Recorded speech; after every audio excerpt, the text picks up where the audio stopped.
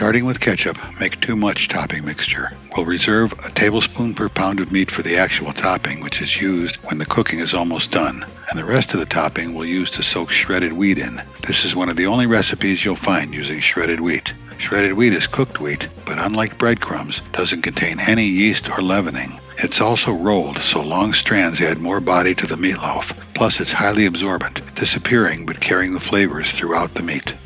Next, add yellow mustard, another All-American favorite. Then we're going to add brown sugar. This is almost like making sweet Kansas City-style barbecue sauce.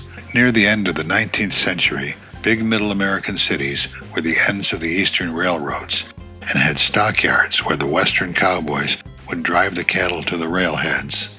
Beef was plentiful and cheap. New Englanders were moving westward and brought a popular Worcestershire sauce with them, so in goes the Worcestershire sauce next. Then, of course, we're going to add salt and pepper.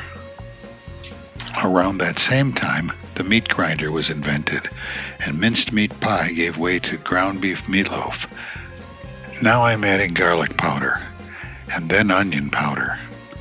We're using powder, not fresh onion and garlic, because we don't want pieces of anything in the meatloaf, just a texture of meat. Fresh would be better as long as it's chopped super fine or put in a food processor. But since this is an easy, quick, and delicious recipe, we're going with powdered, and most people should have that around. Stir that up really well, and that's your topping mix. Now we've got to take out about 1 tablespoon of topping per pound of meat and set it aside for later. We don't actually put the topping onto the meatloaf until it's almost done cooking. To the remaining topping, add some water to thin it for better absorption. Then we'll add the eggs. There's only 1 egg per pound of meat, unlike most meatloaves that use more. As always, crack the egg against a flat surface so that shell fragments don't get accidentally pushed into the interior of the egg. Then break it into a glass dish and examine it for impurities, blood spots, or shell fragments before mixing it into the meatloaf. Then stir it up again to completely incorporate the water and eggs into the topping, and then you can add the shredded wheat.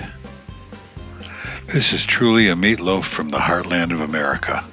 Around that same time period, a wheat shredding machine was invented in Illinois, and shredded wheat cereal became very popular. Now mix the whole thing up and let it stand for at least 10 minutes, or until the shredded wheat is soft and completely becomes part of the mixture. Then you can put your meat in and mix it all together. Mix it really well so that no lumps of unflavored meat can be seen. It should almost look like nothing is mixed into the meat when you're done. Fill your loaf pans up almost all the way, leaving about a ½ inch at the top. Use your fingers to push the meat down, especially into the corners. I'm using 2 small loaf pans here to make 2 1-pound meatloaves. I'm going to cut slices in the loaves and put wax paper in between the slices. Then I'll freeze the whole loaf. Individual slices can be broken right off the frozen loaf and popped into the microwave for 2 minutes to make an instant meatloaf dinner or sandwich anytime. Before putting them into the oven, put the loaf pans onto another pan so that if anything drips or runs over, it doesn't make a mess in the oven. And that's it, just pop them into the oven. After it's been in the oven for 45 minutes, take it out and put the topping on. Then put it back in the oven for another 15 minutes, and it will be done. It's easier to take out of the pan after it's cooled, but I'm just taking it out of the pan while it's still hot now, and you can see it doesn't fall apart like so many meatloaves do. It's even possible to slice it hot, and the slices stand up nicely on a plate without falling apart.